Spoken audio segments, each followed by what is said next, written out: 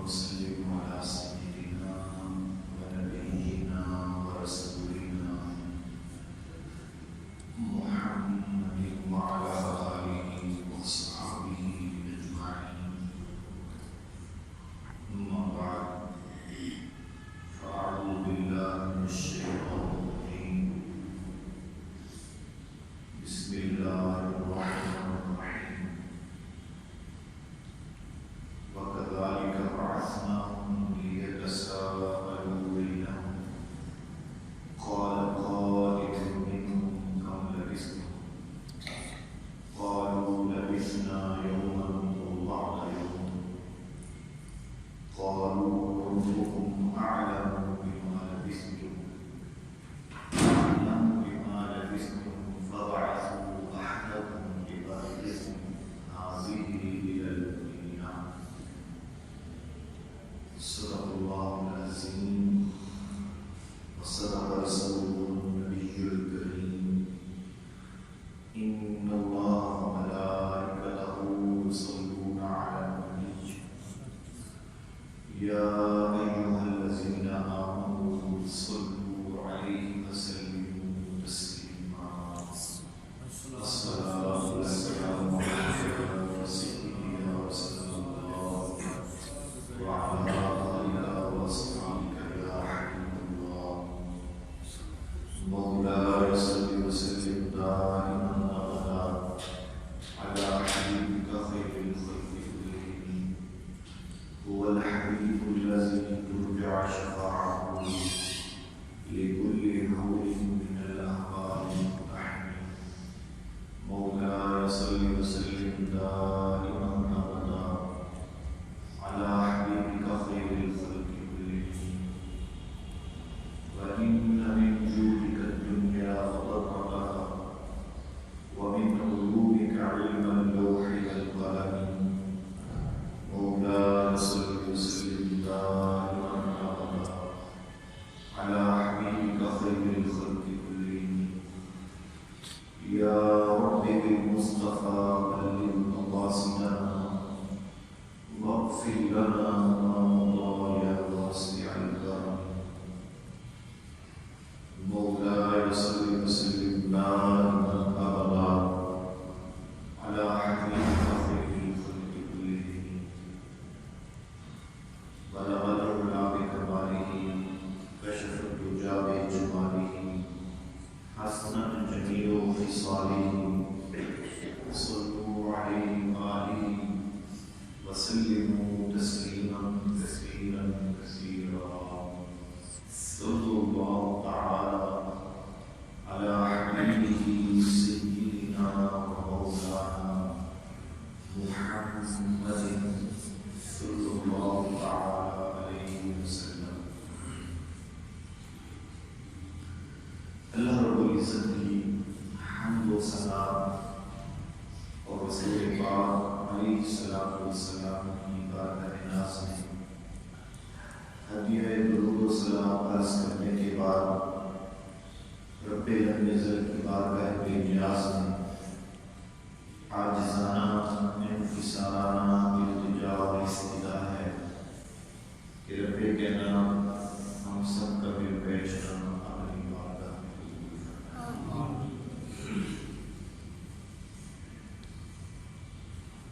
آج ہم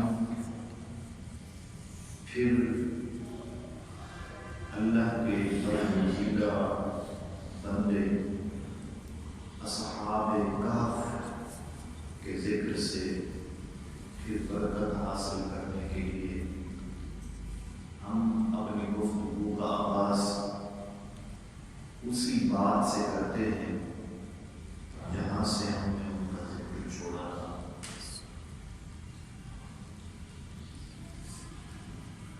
تین سو 9 سال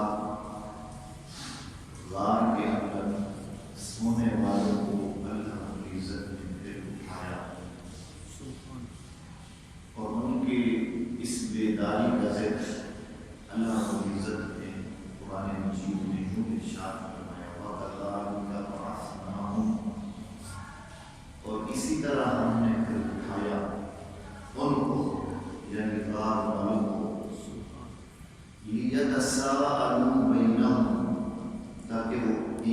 دوسرے سے سوال کریں، پوچھیں،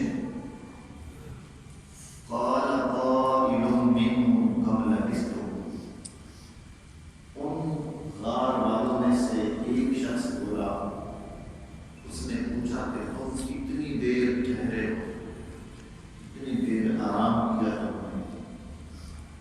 قالوا لبثنا يوما او بعض يوم، وہ بولے کہ ہمیں یوں لگتا ہے کہ ہم نے ایک دن یا ایک دن کا کچھ حصہ ہم نے آرام کیا ہے۔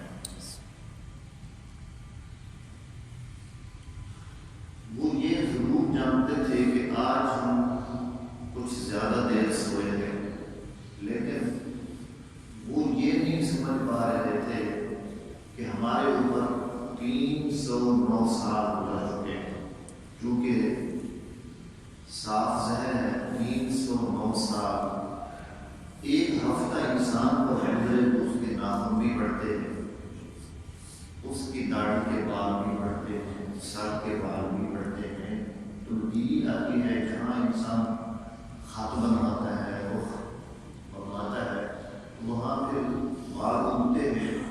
ایک 15 دن بھی انسان حجام کے پاس آ جائے تو اس کے چہرے کے اوپر ایسے بال اگاتے ہیں، بال بڑھ جاتے ہیں۔ 309 سال گزرنے کے باوجود ناخن بھی نہیں بڑھے، بال اور مونچھیں بھی نہیں بڑھی۔ اتنا لمبا عرصہ گزرا تو آپس میں ان کا اختلاف ہوا کہ کچھ زیادہ دیر سوئے ہیں، لیکن ایک دن پر بھی اتفاق نہیں کر رہے کہ ایک دن کے برابر یا اس کی مقدار یا کچھ حساب، کہتے بس یومن او بعض یوم، دن کا کچھ حصہ سوئے ہیں۔ اپنے اختلاف کو ختم کرنے کے لیے کہتے ہیں قالو، قرآن مجید میں اللہ رب العزت نے اپنے محبوب بندوں کے جرم کو نقل کر دیا۔ وہ نبی نہیں تھے، رسول نہیں تھے، حضرت عیسیٰ علیہ السلام کے امتی تھے، دین عیسوی پر گئے تھے۔ اگر وہ غار میں بیٹھ کر بات کریں، وہ تو قرآن کا موضوع بنے، اور حضور کی امت کے اولیاء بات کریں تو اللہ کے کلام کا موضوع نہ بنے، یہ کیسے ہو سکتا ہے؟ تو اللہ رب العزت نے فرمایا، انہوں نے کہا، غار والوں نے، ربکم اعلم بما لبثتم، تمہارا رب ہی زیادہ جانتا ہے کہ تم کتنا دیر سوئے ہو، وہ بہتر جانتا ہے، ہماری اپنی پیاس تاریاں نہیں چل سکتی۔ تو 309 سال کے بعد عقیدہ توحید کا ویسے پختہ تھا جیسے 300 سال پہلے تھا۔ عقیدہ توحید کے پکے پیچھے انسان تھے۔ تو اب انہوں نے کہا آپس میں کہ کچھ دیر زیادہ سو گئے ہیں، فَبْعَثُوا أَحَدَكُمْ بِوَالِدِكُمْ هَٰذِهِ إِلَى الْمَدِينَةِ، کہ آپ کسی کو بھیجو یہ ہمارے سکے لے جائے، بِوَالِدِكُمْ جن کے اوپر ٹھپا لگا ہوا تھا، سکے تقیہ اسی دور میں 309 سال پہلے پرانے سکے اپنے پاس رکھے ہوئے تھے۔ جیسے رات میں انسان اپنا بٹوا سرانے نکال کے رکھتا ہے، وہ بھی انہوں نے ایسے پیسے اپنے سرانے ساتھ رکھے تھے۔ 309 سال گزر کے سکے بھی ویسے چمک رہے تھے، سکے بھی ویسے چمک رہے تھے، ان پر کوئی زرد نہیں چڑھا، میلے نہیں ہوئے۔ جیسے انسان رات کو رکھ کے صبح اٹھتا ہے تو ویسے تر و تازہ ہوتا ہے۔ کہتے فَبْعَثُوا أَحَدَكُمْ بِوَالِدِكُمْ هَٰذِهِ إِلَى الْمَدِينَةِ، کہ آپ بھوک لگی ہے، کسی کو یہ سکے لے کر بھیجو إِلَى الْمَدِينَةِ، اس شہر کی طرف، وہ شہر جو طرطوس تھا، وہ شہر افسوس اس کا نام پڑا، جس میں دقیانوس کا شعلہ تھا، کہ اس شہر کی طرف کسی کو بھیجو اور فَلْيَنظُرْ فَبَعَثُوا أَحَدَكُمْ بِوَالِدِكُمْ هَٰذِهِ إِلَى الْمَدِينَةِ، شہر میں جائے، فَلْيَنظُرْ أَيُّهَا أَزْكَىٰ طَعَامًا،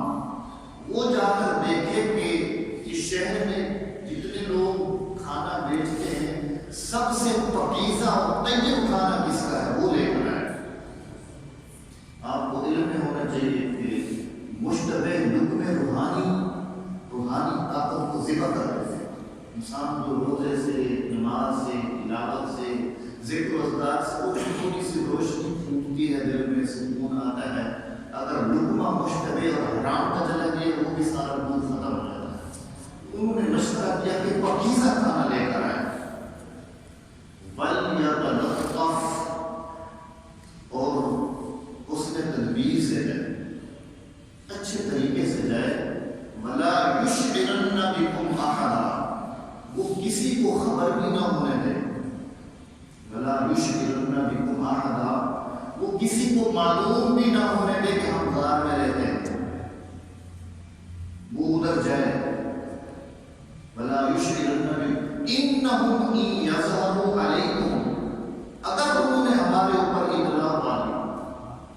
إِنَّهُمْ إِن يَظْهَرُوا عَلَيْكُمْ، تمہارے اوپر اگر انہوں نے خبر گیری اور مطلع ہو گئے تو يَرْجُمُوكُمْ، تمہیں پتھر مار مار کے کچل دیں گے. أَوْ يُعِيدُوكُمْ فِي مِلَّتِهِمْ، یا تمہیں اپنے دین کی طرف پلٹا دیں گے. وَلَن تُفْلِحُوا إِذًا أَبَدًا، یاد رکھو اگر تم اپنے دین سے پلٹ گئے تو کبھی فلاح نہیں ہو. آپس میں ان کی گفتگو ہو رہی غار کے اندر. 309 سال اٹھنے کے بعد اور اللہ رب العزت امت محمدیہ کو اپنے پیار کا ذکر بیان کرتا. کیا کہہ رہے تھے؟ گفتگو کا عنوان کیا تھا؟ آپس میں کیسے بولے؟ اور تو تملیخہ جو ایک شخص تھا ان کے اندر، وہ بڑا خوش تدبیر آدمی تھا. بھیس بدل کے جاتا تھا، کھانا لے کر آتا تھا، پہلے کی خبر بھی لاتا تھا کہ آج لوگوں نے ہمارے بارے میں کیسے باتیں کی ہیں، بادشاہ کا کیا آڈر ہوا ہے. وہ خبریں بھی لاتا تھا، کھانا بھی لاتا تھا، جو گار پر پہنچاتا تھا. تو اس کو وہ درہم دے کر بھیجے، سکہ تربیت اسی زمانے کا کہ کھانا لے کر آ. تو خبر بھی لے کر آ، کیونکہ کل شام ہم نے سنا تھا کہ بادشاہ ہماری تلاش اور جستجو میں ہے. کل شام ہم نے سنا تھا، ان کی کل شام کب تھی؟ 309 سال پہلے کی کل شام ہم نے سنا تھا کہ وہ ہماری تلاش میں اگر خبر لا. اس نے جناب اپنا لباس بدلا، زبردست لباس تھا. 300 سال گزرنے کے باوجود کپڑا بھی میلا نہیں ہوا. اس وجہ سے ہم کہتے ہیں محمد کے غلاموں کا کفن میلا نہیں. اگر سابقہ عیسیٰ علیہ السلام کے امتیوں کا کفن میلا نہیں ہوا تو گن بختہ کیسے میلا ہو گیا؟ غوث پاک کا کیسے میلا ہو گیا ہے؟ خواجہ جنید کا کیسے میلا ہو گیا ہے؟ اگر دین عیسیٰ جو حضرت عیسیٰ علیہ السلام فرماتے تھے کہ اس نبی کا کچھ فضائل، کچھ کمال میرے اندر نہیں ہے، اگر مجھے موقع مل جائے تو میں ان دو کی دھوم کے تسمے باندھنے کے بھی قابل نہیں ہوں. وہ تسمے باندھنے والے کے جو قابل نہیں ہے، اگر ان کے امتی کا مقام کیا ہے کہ 300 سال گزرنے کے بعد کفن میلا نہیں ہوا تو محمد کے غلاموں کا کیسے میلا ہو گیا؟ کیسے میلا ہو گیا ہے؟ اس وجہ سے جس نے بھی یہ نعت لکھی ہے، جس نے بھی لکھی ہے، اللہ اگر زندہ ہے تو اللہ اس کو اور زندگی دے، فوت ہو گیا تو اللہ اس کی قبر کو جنت کے باغ میں سباز بنائے، اللہ اس کے کفن کو بھی میلا نہ ہونے. جس نے یہ کہا ہے کہ محمد کے غلاموں کا کفن میلا نہیں ہوتا، اللہ اس کا بھی کفن میلا نہ ہونے. کپڑے بڑے چمکدار تھے، سونا پہننے کی اجازت سے دین میں، وہ سکے بھی سونے کے پاس تھے. اس نے فقیرانہ لباس پہنا اور حال سے بے حال فقیر بن کے اپنے ایمان کی حفاظت کے لیے، خبر گیری کرنے کے لیے اور کھانا لینے کے لیے جانا. جب غار سے باہر نکلا تو دیکھا کچھ دیوار کھڑی پڑی ہے. وہ جو پچھلے جمعے میں نے عرض کیا تھا کہ ایک بکریوں کا چرواہا آیا، اللہ نے اس کے دل میں بات ڈالی، اس دیوار کو پھیڑ اور بکریاں اندر بٹھا دیا کر گرمیوں سردی کے بعد. دیکھا کہ دیوار بنی ہے، پھر اکھڑی ہوئی، اینٹیں پڑی ہوئی، پتھر بکھرے ہوئے ہیں. عجیب بات تھی. کچھ توجہ زیادہ نہیں کہ آگے چل گئی. آگے شہر کے دروازے پر پہنچا تو اندر دیکھا تو نہ وہ لوگ ہیں نہ وہ ماحول ہے. جگہ جگہ دروازوں پر، دیواروں پر لوگوں نے کلمہ لکھ رکھا ہے، لا الہ الا اللہ عیسیٰ روح اللہ، کوئی معبود نہیں، عیسیٰ علیہ السلام روح اللہ ہے، لیکن رات کیسے تبدیلی آ رہی ہے؟ کل تو یہاں پر عیسیٰ علیہ السلام کے نام لینے والوں کے جسم پہ ٹکڑے کر کر بکھیر دیے جاتے تھے، ان کی کھوپڑیوں سے لوگ ان کی ٹھوکریں مار کے گیند کی طرح کھیلتے تھے، یہ رات کیسے تبدیلی آ رہی ہے؟ جدھر کام لگا ہے لوگ حضرت عیسیٰ علیہ السلام کے نام کی قسمیں کھا کر کاروبار کر رہے ہیں، کہتے ہیں شاید میں بھول گیا، آگے چلا دوسرے دروازے پر پہنچا، وہاں بھی یہی حالات دیکھے، نہ وہ لوگ ہیں، نہ وہ نقش و نگار ہیں، نہ وہ صورت ہے، لوگ بھی اور ہیں، اور وضاحت بھی شہر کی بدلی ہوئی ہے۔ آپ نے دیکھو کہ 20 سال میں ملتان روڈ کا کیا حال ہوا، 10 سال میں کتنی بار بنی، کتنے بار اس کو اکھیڑا کیا، وہاں تو 300 سال گزرے پڑے تھے، نقشہ بدلا ہوا ہے، سوچتے ہیں میں کہیں بھول گیا، پھر پیچھے دوڑتا ہے، پہلے دروازے پر آتا ہے، دیکھتا ہے دروازہ وہی ہے، پریشان ہے، پھر کہتے ہیں میں شاید خواب میں ہوں، میں خواب دیکھ رہا ہوں کہ یہ وہ شہر ہی نہیں ہے، پھر کسی حالت میں کہتے نہیں یار میں تو جاگ ہی رہا ہوں، یہ کیا میرے ساتھ ماجرا ہو گیا ہے۔ اس نے ایک شخص سے پوچھا کہ اس شہر کا نام کیا ہے؟ اس نے کہا اس شہر کا نام ہے طرطوس، اب لوگ اس کو افسوس کہتے ہیں، یہ روم کا شہر ہے، اور کہ روم کا۔ اس نے کہا شہر تو ہوئی ہے، نام بھی ہوئی ہے، میں شاید بھولا ہوا ہوں یا خواب میں ہوں۔ آگے چلا تو دیکھا کچھ لوگ حضرت عیسیٰ علیہ السلام کے نام کی قسمیں کھا کر آپس میں معاہدہ کر رہے تھے۔ اس کو اور تعجب ہوا، اس نے کہا آج میرے حواس سلب ہو گئے، میں کسی اور دنیا میں چلا گیا ہوں، مجھے سمجھ نہیں آ رہی میرے ساتھ ہو کیا رہا ہے۔ اس نے کہا یار اپنے آپ کو کہتا ہے اس سارے ماجرے کو چھوڑ، اے اللہ تو اپنے کسی مقرب بندے کے ذریعے میری مدد کرنا،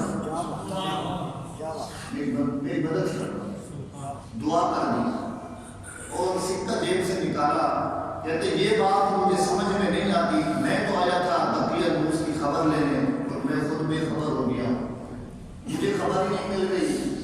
تو اس نے نان فروش کے پاس جا کر وہ سکہ دیا کہ مجھے روٹی دے دو، انہوں نے کہا کہ روٹی کو زیادہ لانا، کافی دیر میں بھوکے ہیں، تو 300 سال سو کہتے ہیں تو زیادہ بھوکے ہیں، کچھ روٹی زیادہ لانا۔ اس نے کہا کہ ایک سکہ ہے، اس کو علم تھا کہ کل شام اتنی ملتی تھی، کل شام اتنے کی ایک سکے کی اتنی روٹیاں ملتی تھی۔ اس نے کہا کہ مجھے اتنی روٹیاں دے دو، روٹیاں نان میں لگا دی، جب سکہ پکڑائے تو حیرت سے دیکھنے لگا۔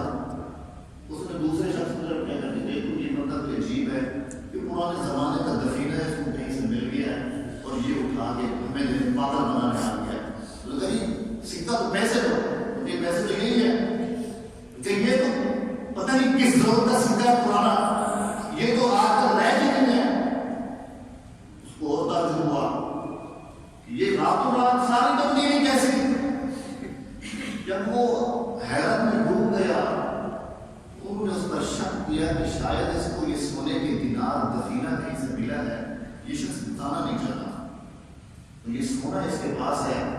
وہ تندور والا اور سارے لوگ اکٹھے ہو گئے، اس کا گھیرا کر لیا، گھروں میں لے لیا، تیرے پاس پیسے کہاں سے آ گئے، جلدی بتا ورنہ حاکم وقت کے پاس لے جائے۔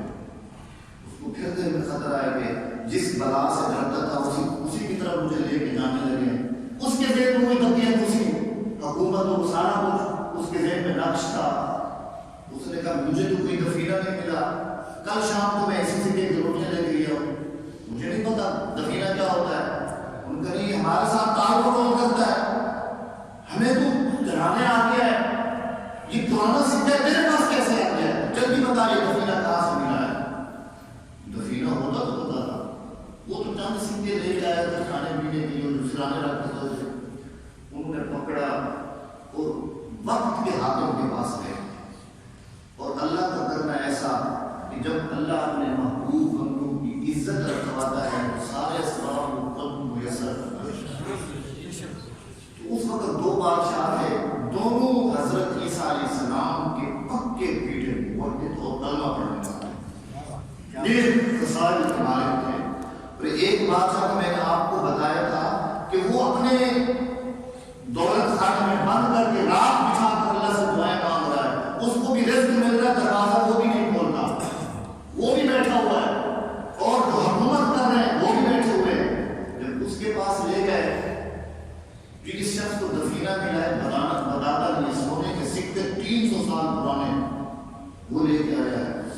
انہوں نے بڑے پیار سے پوچھا، میرے پاس تو کوئی دفینہ ہی نہیں ہے، یہ تو میرے کھانے کے پیسے ہیں، تیرے پاس کیسے ہیں؟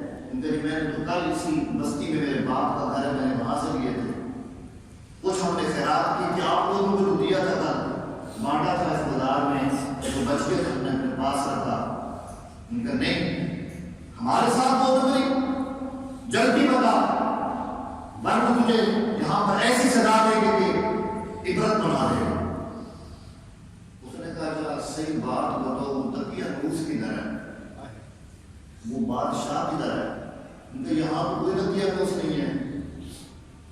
لیکن تقیہ نوس کی بادشاہی تھی، وہ لوگوں کو جو بتوں پر چڑھاوے نہ چڑھاتے، ان کی نام کی قربانی اور شرک نہیں کرتے تھے، وہ تو ان کے جسم کے ٹکڑے کر کے دیواروں پر دروازوں پر لٹکا دیتا۔ کل شام کی بات ہے، لیکن یہاں تو تقیہ نوسی نہیں ہے، اس کو تو 300 سال گزر گئے ہیں، اور یہ موت بھی تقیہ نوس کے زمانے کی ہے، تیرے پاس کہاں سے آیا؟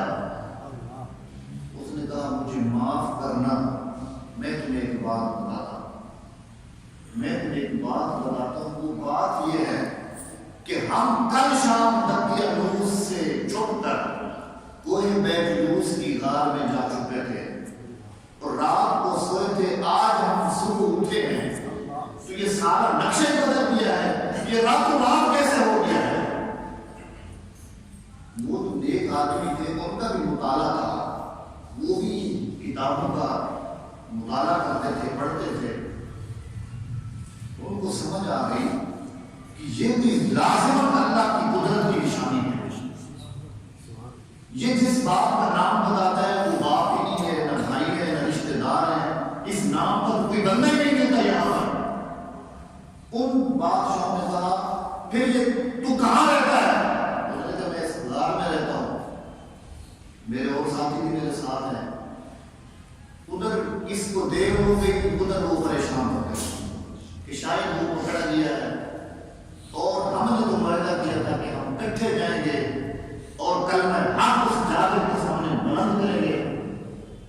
ان کو یہ بے چینی بیچنے نہیں دیتے تھے، وہ غار سے نکل کے باہر آنا چاہتے تھے، اپنے ساتھی کا ساتھ دینا چاہتے تھے۔ ادھر یہ کہتا ہے کہ یہ سکہ تقیہ نوسی دور کا ہے، ہم کل شام اس غار میں سوئے تھے، آج راتوں رات یہ نقشہ کیسے بدل گیا ہے؟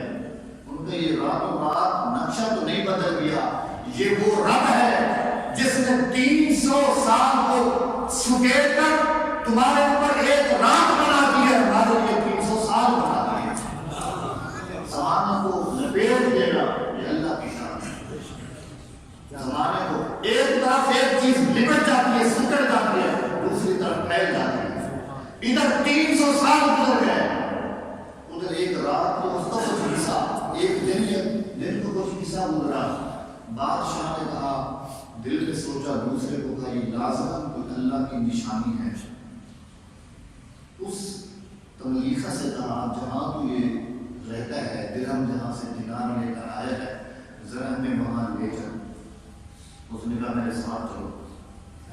تو جب ایسی بات ہوگی، بادشاہ اور سارے وزیر مشیر گھوڑوں پر سوار ہو کر، شہر کی ساری مخلوق اکٹھی ہو کر اللہ کے ایک بندوں کی زیارت کے لیے چلے، اصحاب کہف کی زیارت کے لیے چلے، اور وہ اندر والے پریشان ہیں کہ کھانا بھی نہیں آیا، کھانا لینے والا بھی نہیں آیا، شاید وہ کہیں پھنس گیا ہے۔ اور جب یہ گھوڑوں پر سوار ہو کر اس غار کی طرف دوڑے تو اندر والوں کو جب گھوڑوں کی ٹاپوں کی آواز آئی تو سب سمجھ گئے کہ آج ہم مارے گئے، آج ہماری زندگی کے آخری لمحے ہیں، ہم تو بچ بھی نہیں پائیں گے۔ تو ایک بولا کہ یار گھبرانے کی بات نہیں ہے، حضرت عیسیٰ علیہ السلام کا فرمان ہے جب کوئی مصیبت سر پر آ پڑے تو رونا دھونا نہیں کرنا، اللہ کو نماز پڑھا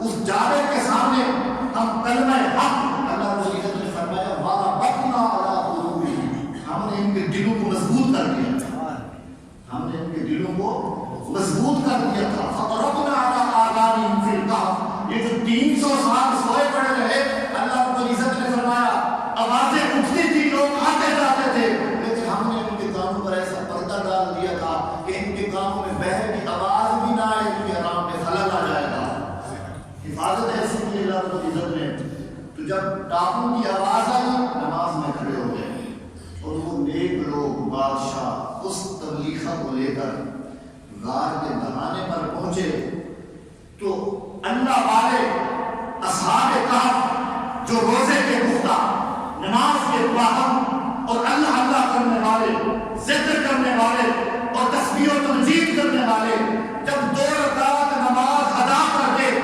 غار کے دروازے کی طرف اندھیرے میں بیٹھے ہوئے لوگ دیکھ رہے تھے آنے والوں نے دیکھا کہ ان کی جبینوں سے نور کی راتیں ایسی نکل رہی ہیں کہ آسمان سے ٹکرا رہے ہیں چہرے نور سے چمک رہے ہیں تو جب انہوں نے ان کی جبینوں کو دیکھا اور چہرے پر چمکنے والے نور کو دیکھا تو وہ اس وقت اللہ کے حضور سجدے میں گر گئے کہ باری تعالیٰ کیسے بندوں سے ملاقات کراتی ہے کہ جن کے سجدوں کا نور پیشانی سے چمک رہا ہے اور تبلیغہ اندر لے کر آیا انہوں نے آپس میں ملاقات کی ایک شخص بادشاہ کا وزیر اس نے ایک طرف دیکھا کہ تانبے کا صندوق پڑا ہوا ہے وہ جو دیوار کھولی گئی تو آپ کو پتہ ہے کہ رام کی ایک تختی بھی لکھ کر رکھی گئی تھی تانبے کے صندوق میں جس پر اصحاب کہف کے نام تھے اور ان کا سارا واقعہ مذکور تھا وہ صندوق پر نظر پڑی اس نے سمجھا کہ شاید اس میں بھی خزانہ ہوگا اس صندوق کو اٹھا کر لائے اور اس کو کھولا تو اس میں اصحاب کہف کے نام لکھے ہوئے تھے کہ تملیخہ ہے بکسنینہ ہے ترموز ہے فلاں ہے ان کے نام لکھے ہوئے تھے بادشاہ نے تختی پڑھی اور فرمایا کون ہے غار والے وہ 7 شخص کھڑے ہو گئے ہم ہیں غار والے اس نے کہا تم میں سے تملیخہ کون ہے اس نے کہا لبیک میں ہوں اس نے کہا قدوس کون ہے اس نے کہا میں ہوں اس نے کہا بکسنینہ کون ہے دوسرے نے کہا میں ہوں تو وہ بادشاہ تختی رکھ کر اصحاب کہف کے ہاتھ بھی چومتا تھا ان کے پاؤں بھی چومتا تھا اللہ تعالیٰ نے فرمایا وَكَذَلِكَ أَعْثَرْنَا عَلَيْهِمْ اسی طرح ہم نے ان کو مطلع کر دیا کس بات پر کہ یہی لوگ تھے مر کر جی اٹھنے کے منکر تھے وہ پورا واقعہ میں نے بیان کیا مر کر جی اٹھنے کے کچھ کہتے تھے کہ روحانی حشر ہوگا جسمانی نہیں ہوگا کچھ کہتے تھے نہ جسمانی ہونا ہے نہ روحانی ہونا ہے کچھ کہتے تھے مرنے کے بعد اٹھنا ہی نہیں ہے مر کر جی اٹھنے کے یہ سارے منکر جب وہاں کھڑے تھے اور کچھ ماننے والے تھے کچھ نہ ماننے والے کچھ تماشا دیکھنے کے لیے آئے تھے کچھ حقیقت دیکھنے کے لیے آئے تھے تو جب 300 سال کے بعد اللہ رب العزت نے ان نیند میں سونے والے لوگوں کو زندہ کر کے کھڑا کیا اور بتا دیا یاد رکھو جس طرح ہم ان کو 300 سال کے بعد دوبارہ زندہ کر سکتے ہیں اسی طرح کئی صدیاں گزرے گی تم قبر میں سوئے ہو کے پھر یاد رکھو جس طرح ہم ان کو زندہ کرنے پر قادر ہیں تمہیں بھی زندہ کرنے کا نعرہ تکبیر نعرہ رسالت نعرہ تحقیق جس طرح ہم نے ان کو زندہ کر دیا ہے 300 سال کے بعد نیند میں رکھا ہے یاد رکھو تمہیں بھی قبر سے زندہ کر کے کھڑا کریں گے وَكَذَلِكَ أَعْثَرْنَا عَلَيْهِمْ لِيَعْلَمُوا أَنَّ وَعْدَ اللَّهِ حَقٌّ تاکہ جان لیں یہ لوگ اللہ کا وعدہ حق ہے وَأَنَّ السَّاعَةَ لَآتِيَةٌ لَا رَيْبَ فِيهَا کہ قیامت ایک ایسی چیز ہے جس میں شک بھی نہیں کیا جا سکتا قیامت ایک ایسی چیز ہے جس میں لا ریب فیہا جس میں شک بھی نہیں ہے قرآن مجید میں اللہ رب العزت نے فرمایا مومن لوگ وہ ہوتے ہیں وہ بالآخرۃ هم یوقنون آخرت پر ایمان رکھتے ہیں تو یاد رکھو ان کا کتا بھی ساتھ بیٹھا ان کا کتا بھی ساتھ بیٹھا تھا 300 سال کتے نے بھی نہیں کھایا تھا پیا بھی نہیں تھا اور کتے کے ناخن بھی نہیں بڑھے قد بھی نہیں بڑھا جسم بھی نہیں بڑھا جیسے 300 سال پہلے تھا 300 سال کے بعد ویسے بیٹھا ہے. اور اللہ کو عزت فرما رہے ہیں کہ جس طرح ہم ان کی کروٹ تبدیل کرتے تھے کتے کی بھی تبدیل ہوتی تھی. جس طرح سورج ان سے اپنا راستہ موڑ لیتا تھا کتے سے بھی موڑ لیتا تھا. اور تفسیر کبیر میں امام رازی علیہ رحمت اور بہت سے مفسرین نے لکھا ہے کہ قیامت کا دن ہوگا اور لوگ نفسا نفسی کے عالم میں ہوں گے، لیکن جب اللہ رب العزت کا رحمت کا دریا جوش میں ہوگا اور یہ اصحاب کہف اپنے ماننے والوں کو محبت کرنے والوں کو ہاتھ سے پکڑ کے جنت میں لے کے جا رہے ہوں گے، ان کا کتا بھی خوش ہو کر جنت میں جا رہا ہے.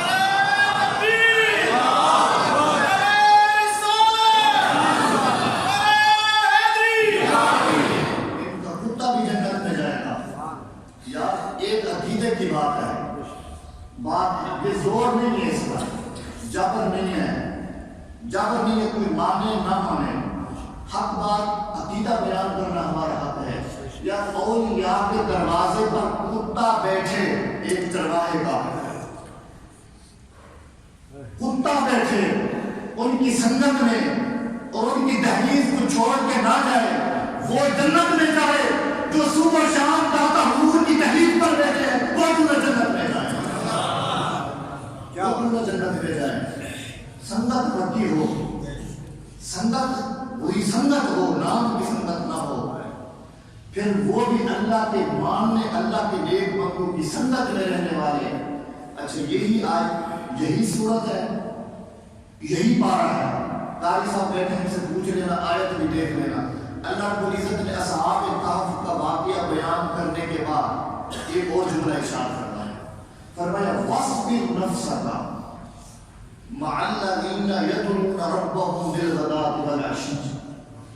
اللہ کو عزت نے امت محمدیہ کو خطاب فرمایا، اولیاء کا ذکر کیا. کتے کا واقعہ بیان ہوا کہ وہ اصحاب کہف کتنے تھے، سَيَقُولُونَ ثَلَاثَةٌ، بعض کہتے 3 تھے، وَقَلْبُهُمْ وَرَابِعُهُمْ قَلْبُ، چوتھا ان کا کتا تھا.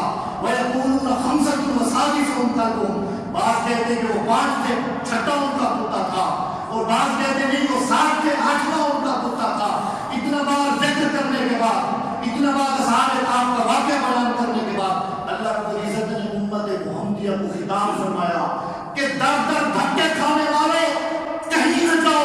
فاصبر نفسک مع الذین یدعون ربهم بالغداة والعشی، تم اپنے آپ کو روک لو ان لوگوں کے دروازے پر جو صبح شام اللہ کا ذکر کرتے رہتے ہیں. فاصبر نفسک، روکو اپنے آپ کو کہاں پر؟ اولیاء کے دروازے پر جو صبح شام اللہ کا ذکر کرتے ہیں. یریدون وجہہ، جو اس کی رضا کے طالب رہتے ہیں. وہ موسم کا منہ نہیں تکتے، وہ حالات کا منہ نہیں تکتے، صبح شام اپنے رب کو پکارتے رہتے ہیں. اگر تم نجات پانا چاہتے ہو تو اولیاء کے دروازے پر بیٹھا.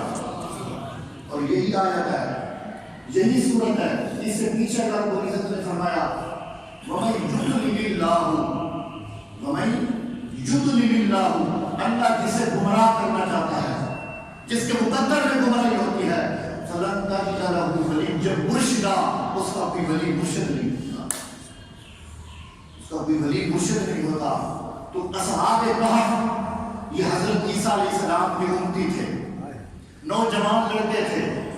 انہوں نے کتنی مشقتیں جھیلی، اللہ رب العزت نے کیسا ان کا شرف بیان کیا.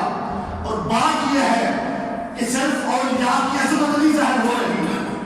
جب وہ واپس ان سے ملے، بادشاہوں سے پوری مخلوق نے دیکھا، اللہ والوں کی زیارت کی جو 300 سال کے بعد اٹھ کر بیٹھے تھے.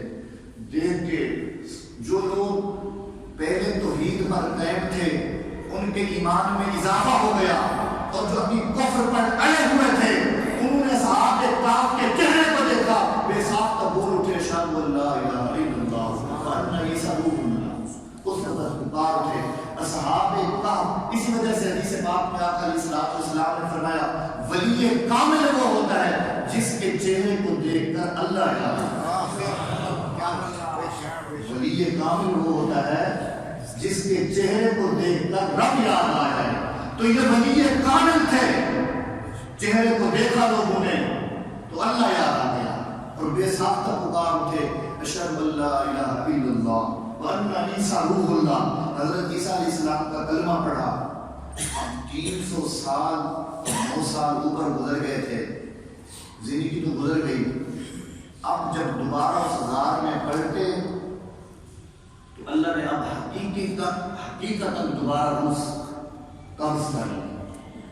اب ابدی نیند سنا دی، اب ابدی نیند سو گئے، روح قبض ہو گئی. اللہ نے نشانی ظاہر کرنا تھی. اس غار کے دہانے پر ان بادشاہوں نے اس کو بلایا جس نے اپنے محل میں رات بچھایا تھا، دعا مانگی تھی، روتا تھا کہ باری تعالیٰ یہ تیری مخلوق برباد ہو گئی ہے، شرک میں مبتلا ہو گئی، مورتیوں کو پوجتی ہے، تو کوئی اپنی نشانی ظاہر کرا تاکہ پتہ چلے کہ حق پر کون ہے اور باطل پر کون ہے. اسی وجہ سے اللہ رب العزت نے فرمایا وَكَذَلِكَ بَعَثْنَاهُمْ لِنَعْلَمَ أَيُّ الْحِزْبَيْنِ أَحْصَىٰ لِمَا لَبِثُوا أَمَدًا، کہ ان دونوں گروہوں میں سے جان لے ہر ایک شخص. پھر اس بادشاہ کو بلایا کہ آ دیکھ جس نشانی کی اور اللہ کی قدرت کی جو دعائیں مانگتا ہے اور اپنے کمرے میں بند ہو کر بیٹھ گیا ہے، آ دیکھ اللہ کو عزت نے 300 سال کے بعد ان کو نیند سے بیدار کر کے ان منکرین کو بتا دیا ہے جس طرح ان کو زندہ کیا ہے انہیں بھی ایسے زندہ کرنا ہے. تو وہ آیا، اس نے ان کی زیارت کی اور پھر وہ سوئے. اب ابدی نیند سو گئے اسی غار میں، ابدی نیند سو گئے. اس بادشاہ نے سونے کے صندوق بنائے اور سونے کے صندوق میں ان کو سلایا. تو کیا کتے کے لیے بھی سونے کا صندوق بنوایا؟ کتے پر بھی موت آ گئی، کتے پر بھی موت آ گئی. ان کو بند کیا اور غار اندر رکھ کے غار کا دہانا بالکل بند کر دیا. رات کو سویا، اصحاب کہف دوبارہ خواب میں آئے. اصحاب کہف دوبارہ خواب میں آئے. اس بادشاہ سے کہا تجھے نہیں پتا ہم مٹی سے بنے ہوئے ہیں، ہمیں مٹی پر سلایا کرو. ہم مٹی سے بنے ہوئے ہیں، سونے سے بنے ہوئے نہیں ہیں. ہماری تخلیق مٹی سے ہے، ہمیں مٹی پر سلو. ہم قیامت کے دن اپنے رب کے حضور مٹی سے اٹھ کر کھڑے ہونا چاہتے ہیں، مٹی سے اٹھ کر کھڑا ہونا چاہتے ہیں. اس نے پھر اگلے دن دوبارہ وہ غار کھولی اور اندر سونے کے صندوق نکالی اور لکڑی کے صندوق بنا کر اس میں سلایا. پھر بھی صندوق بنوائے. تو اس سے یہ مسئلہ ثابت ہوا کوئی اونچی شان کا مالک کو بندہ جس کی ولایت مسلمہ ہو تو اس کو مٹی پر سلانے کی بجائے آپ اس کو صندوق میں بھی سلا سکتے ہیں. اور اس نے سلا دیا، غار کو پھر بند کر دیا. اب اس پر جھگڑا ہو گیا بادشاہ اور عوام الناس کا، اور جن کی طرف انہوں نے اپنے آپ کو منسوب کیا تھا. اللہ تعالیٰ نے فرمایا کہ ان میں سے بعض کہتے تھے لَنَتَّخِذَنَّ عَلَيْهِمْ مَسْجِدًا، جو تھے اس میں سے ولی کامل ایمان والے، وہ کہتے تھے ہم اس غار کے دہانے پر مسجد بناتے ہیں. دوسرے کہتے قَالُوا عَلَيْهِ بُنْيَانًا، جو دنیا دار لوگ تھے وہ کہتے نہیں ہم ایک بہت بڑی عمارت بناتے ہیں، لوگ سیر کے لیے آئیں گے، اصحاب کہف کے غار کو دیکھیں گے. ان کا جھگڑا ہو گیا. لَنَتَّخِذَنَّ عَلَيْهِمْ مَسْجِدًا. تو اس پر مفسرین فرماتے ہیں اس سے یہ بات بھی ثابت ہو گئی کہ ولی کامل کے دربار کے نزدیک مسجد بنانا اصحاب کہف کی سنت ہے.